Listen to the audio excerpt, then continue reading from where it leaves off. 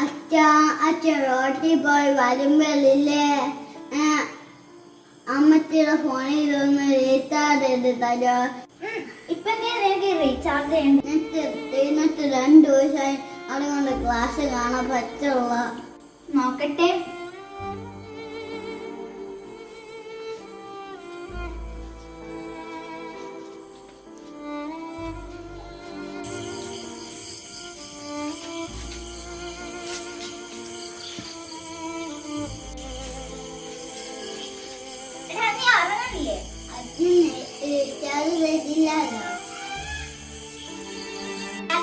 എനിക്ക് പൈസ എന്നിട്ടാണ് നിന്റെ പഠിക്കും.